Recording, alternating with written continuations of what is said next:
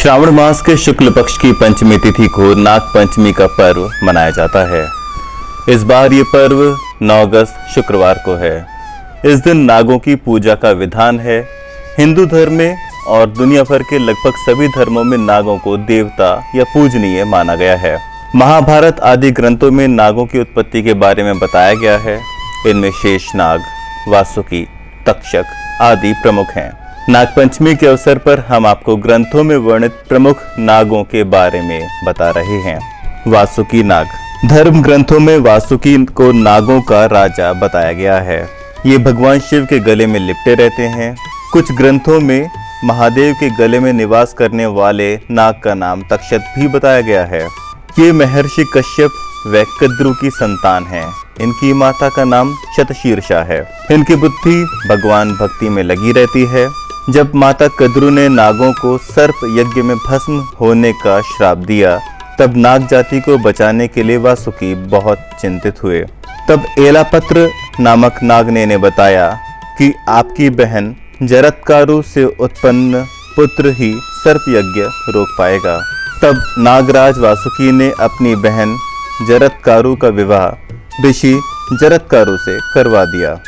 समय आने पर जरत्कारु ने आस्तिक नामक विद्वान पुत्र को जन्म दिया। आस्तिक ने ही प्रिय वचन कहकर राजा जन्मेजय के सर्प यज्ञ को बंद करवाया था। शेषनाग। शेषनाग का एक नाम अनंत भी है।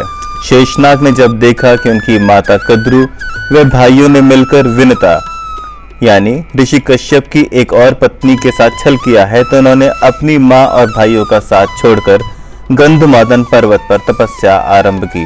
उनकी तपस्या से प्रसन्न होकर ब्रह्मा ने उन्हें वरदान दिया कि तुम्हारी बुद्धि कभी धर्म से विचलित नहीं होगी। ब्रह्मा ने शेषनाग को यह भी कहा कि यह पृथ्वी लगातार हिलती डुलती रहती है, अतः तुम इसे अपने फन पर धारण करो ताकि यह स्थिर हो जाए। इस प्रकार शेषनाग संपूर्ण पृथ्वी को अपने फन पर धारण कर लिया। क्षीर सागर में भगवान विष्णु शेषनाग के आसन पर ही विराजित होते हैं। धर्म ग्रंथों के अनुसार श्री राम के छोटे भाई लक्ष्मण और श्री कृष्ण के बड़े भाई बलराम शेषनाग के ही अवतार थे। तक्षक नाग। धर्म ग्रंथों के अनुसार तक्षक पातालवासी 8 नागों में से एक हैं। तक्षक के संदर्भ में महाभारत में वर्णन मिलता है कि उसके अनुसार श्रृंग ऋषि के शाप के कारण तक्षक ने राजा परीक्षित को डसा था, जिससे उनकी मृत्यु हो गई। तक्षक से बदला लेने के उद्देश्य से राजा परीक्षित के पुत्र जन्मेजय ने सर्प यज्ञ किया था। इस सर्प यज्ञ में अनेक सर्प आकर गिरने लगे थे। यह देखकर तक्षक देवराज इंद्र की शरण में चला गया। जैसे ही यज्ञ करने वाले ब्राह्मण, जिन्हें ऋत्विज भी कहा जाता है, उन्होंने तक्षक का नाम लेकर यज्ञ में आहुति डाली, देवलोक से यज्ञ कुंड में गिरने लगे। तभी आस्तिक ऋषि ने अपने मंत्रों से आकाश में उन्हें स्थिर कर दिया। उसी समय आस्तिक मुनि के कहने पर जन्मेजय ने सर्प यज्ञ रोक दिया और तक्षक के प्राण बच गए।